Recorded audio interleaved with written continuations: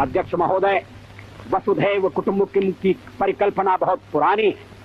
भारत में सदा से हमारा इस धारणा में विश्वास रहा है कि सारा संसार एक परिवार है। अनेकानेक प्रयत्नों और कष्टों के बाद संयुक्त राष्ट्र के रूप में इस स्वप्न के अब साकार होने की संभावना है। यहां मैं राष्ट्रों की सत्ता और महत्ता के बारे में नहीं सोच रहा हूं। आम आदमी की प्रतिष्ठा और प्रगति मेरे लिए कहीं अधिक महत्व रखती है। अंततः हमारी सफलताएं और असफलताएं केवल एक ही मापदंड से नापी जानी चाहिए कि क्या हम पूरे मानव समाज, वस्तुतः हर नर नारी और बालक के लिए न्याय और गरिमा की आश्वस्ति देने में प्रयत्नशील हैं। अफ्रीका में चुनौती स्पष्ट है। प्रश्न यह है कि किसी जनता को स्वतंत्रता और सम्मान के साथ रहने का अनपरणीय अधिकार है या रंग भेद में विश्वास रखने वाला अल्पमत किसी विशाल बहुमत पर हमेशा न्याय और दमन करता रहेगा। निस्संदेह रंग भेद के सभी रूपों का जड़ से उन्मूलन होना चाहिए। हाल में इजराइल ने वेस्ट बैंक और गाजा में नई बस्तियां बसाकर अधिकृत क्षेत्रों में जनसंख्या परिवर्तन करने का जो प्रयत्न किया है, संयुक्त राष्ट्र को उसे पूरी तरह स्वीकार और रद्द कर देना चाहिए। यदि इन समस्याओं का संतोषजनक और शीघ्र ही समाधान नहीं होता तो इसके दुष्परिणाम इस क्षेत्र के बाहर भी फैल सकते हैं। यह अति आवश्यक है कि जिनेवा सम्मेलन का शीघ्र ही पुनः आयोजन किया जाए और उसमें पीएलओ को प्रतिनिधित्व दिया जाए। अध्यक्ष महोदय, भारत सब देशों से मैत्री चाहता है और किसी पर प्रभुत्व स्थापित करना नहीं चाहता। भारत न तो आणविक शस्त्र शक्ति है और न बनना ही चाहता है। नई सरकार ने अपने असंदिग्ध शब्दों में इस बात की पुनर्घोषणा की है। हमारी कार्यसूची का एक सर्वस्पर्शी विषय जो आगामी अनेक वर्षों और दशकों में बना रहेगा वह है मानव का भविष्य। मैं भारत की ओर से इस महासभा को आश्वासन देना चाहता हूं कि हम एक विश्व के आदर्शों की प्राप्ति और मानव के कल्याण तथा उसके गौरव के लिए त्याग और बलिदान की बेला में कभी पीछे नहीं रहेंगे। जय जगत। धन्यवाद। भारतीय लोकतंत्र के प्राण 65 करोड़ लोगों की समानता की उत्कट आकांक्षा और शोषण की स्थितियों से मुक्ति की तीव्र आतुरता में बसते हैं। लोकतंत्र से खिलवाड़ करना चाहते हैं, उन्हें इतिहास लोक चेतना की तूफानी धारा में बहाकर ले जाएगा। आवश्यकता इस बात की गणतंत्र की रक्षा और नैतिक मूल्यों की पुनर्स्थापना के संघर्ष में हम किसानों, मजदूरों, ग्रामीण, गरीबों, दस्तकारों, युवकों, छात्रों तथा महिलाओं को भागीदार बनाएं और उनमें यह विश्वास पैदा करें कि अपनी स्थिति को सुधारने का उनका यत्न यथा स्थिति को एकजुट होकर बदलने से पूरा होगा। भारतीय जनता पार्टी राजनीति में, राजनीतिक दलों में, राजनेताओं में जनता के खोए हुए विश्वास को पुनः स्थापित करने के लिए जमीन से जुड़ी हुई राजनीति करेगी। शिखर की राजनीति के दिन लग गए। तोड़ तोड़ की राजनीति का कोई भविष्य नहीं है। पद, पैसा और प्रतिष्ठा के पीछे पागल होने वालों के लिए हमारे यहां कोई जगह नहीं है। जिनमें आत्मसम्मान का अभाव हो वो दिल्ली में जाकर, दिल्ली के दरबार में जाकर मुजरे झाड़े। हम तो एक हाथ में भारत का संविधान और दूसरे में समता का निशान लेकर मैदान में कूदेंगे और जूझेंगे। हम छत्रपति शिवाजी महाराज के जीवन और संघर्ष से प्रेरणा लेंगे। सामाजिक समता का बिगुल बजाने वाले महात्मा फुले हमारे पथ प्रदर्शक होंगे। भारत के पश्चिमी घाट को मंडित करने वाले महासागर के किनारे खड़े होकर मैं ये भविष्यवाणी करने का साहस करता हूं कि अंधेरा छटेगा, सूरज निकलेगा, कमल खिलेगा। बागवानों, नवबहार शान पैदा कर, बढ़ाओ बागवानों, नवबहार शान पैदा कर, फलन गुल गटगरन, बुलबुल किथुई सामान पैदा कर। ए माली, आओ फिर से बगिया को बहार दें, इस बात को फिर से हरा भरा करें, पेड़ों पर फिर से फूल आने दो, बुलबुलें चहचहाने दो, अभी तक जो खेल होता रहा मौत का, खून का, वो बंद होना चाहिए। लड़ाई से समस्या हल नहीं होगी। पाकिस्तान के जनरल साहब को हमने आगरा आने की दावत दी। हमने कहा ताजमहल के किनारे बैठकर शायद ये ख्याल आ जाए कि हमको प्रेम के साथ रहना है, मिलकर रहना है, मगर वो भी पूरा नहीं हुआ। हम फिर दोस्ती का हाथ बढ़ाते हैं, मगर हाथ दोनों तरफ से बढ़ना चाहिए। दोनों तरफ से फैसले होने चाहिए कि हम मिलकर रहेंगे।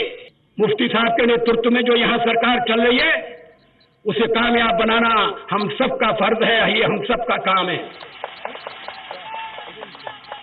आपको जो भी शिकायत हो, उसको मिलकर दूर करिए। दिल्ली का दरवाजा खटखटाइए। दिल्ली अपना दरवाजा आपके लिए कभी बंद नहीं करेगी। दिल का दरवाजा भी खुला रहेगा। दिन बदल रहे हैं, मौसम बदल रहे हैं, बहारें फिर से आएंगी, इसमें कोई शक नहीं है। लेकिन हम मिलकर काम करें, कंधे से कंधा लगाकर। जमहूरियत, इंसानियत और हम कश्मीरियत को बचाएं। बड़ी चीज है कश्मीरियत। यहां जो सूफी संतों की परंपरा हुई है, यहां जो दीन के बारे में एक जागृति पैदा हुई है, वो सबको बुरा हमारा रास्ता उजाला करे, रास्ते में रोशनी दिखाए। हम मिलकर चलें, मिलकर अपने देश को बनाएं, अपने सूबे को बनाएं। Today at 15:45 hours,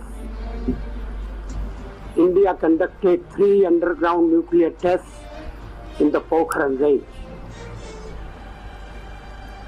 These tests conducted today were with a fission device, a low-yield device, and a thermonuclear device.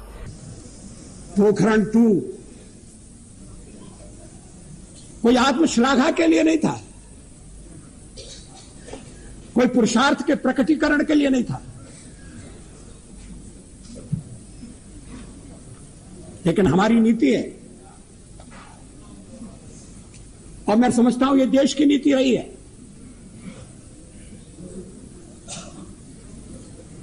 कि मिनिमम डिटरेंट होना चाहिए।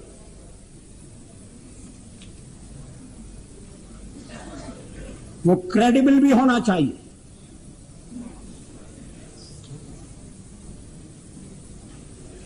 इसलिए परीक्षण का फैसला किया गया। उसके कारण कुछ कठिनाइयां आएंगी, हमें मालूम था, लेकिन देश उन कठिनाइयों का सफलतापूर्वक सामना करेगा, यह भी हमको विश्वास था, और ऐसा ही हुआ। आर्थिक प्रतिबंध हमें आगे बढ़ने से नहीं रोक सके, रक्षा संबंधी फैसले करने से हमें विरत नहीं कर सके,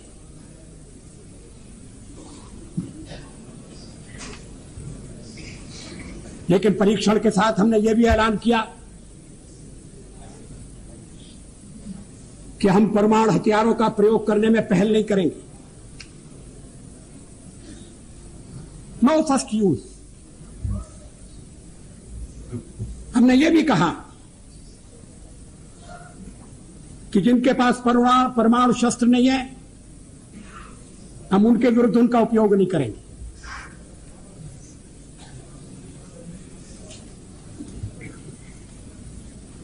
हमने परीक्षण बंद करने का भी ऐलान किया।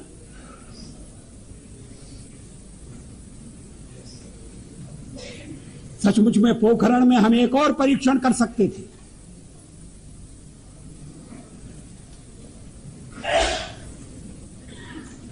लेकिन जब हमें लगा कि वैज्ञानिक तकाजा पूरा हो गया है,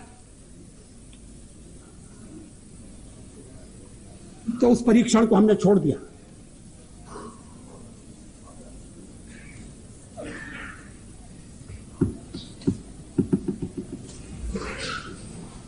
एटमी हथियार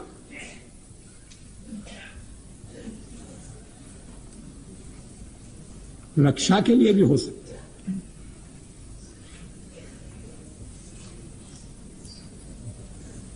युद्ध टालने के लिए उनका प्रयोग हुआ है।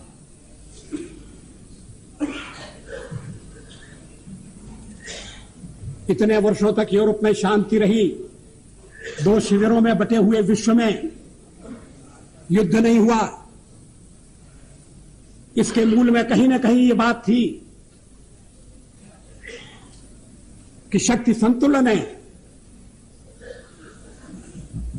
और इसलिए एक दूसरे को छेड़ने से बाज आना चाहिए। डिटरेंट के पीछे यही परिकल्पना है। देश में ध्रुवीकरण नहीं होना चाहिए, न सांप्रदायिक आधार पर, न जातीय आधार पर, न राजनीति ऐसे दो खेमों में बंटनी चाहिए कि जिनमें संवाद न हो, जिनमें चर्चा न हो। देश आज संकटों से घिरा है और ये संकट हमने पैदा नहीं किए। जब जब कभी आवश्यकता पड़ी, संकटों के निराकरण में हमने उस समय की सरकार की मदद की है। उस समय के प्रधानमंत्री नरसिंह राव जी ने भारत का पक्ष रखने के लिए मुझे विरोधी दल के नेता के नाते जेनेवा भेजा था और पाकिस्तानी उसे देखकर चमत्कृत रह गए। उन्होंने कहा कि ये कहां से आए हैं, क्योंकि उनके यहां विरोधी दल का नेता ऐसे राष्ट्रीय कार्य में भी सहयोग देने के लिए तैयार नहीं होता। वो हर जगह अपने सरकार को गिराने के काम में लगा रहता है। ये हमारी परंपरा नहीं है, ये हमारी प्रकृति नहीं है और मैं चाहता हूं ये परंपरा बनी रहे, ये प्रकृति बनी रहे। सत्ता का खेल तो चलेगा, सरकारें आएंगी जाएंगी, पार्टियां बनेगी बिगड़ेंगी, मगर ये देश रहना चाहिए, इस देश का लोकतंत्र अमर रहना चाहिए।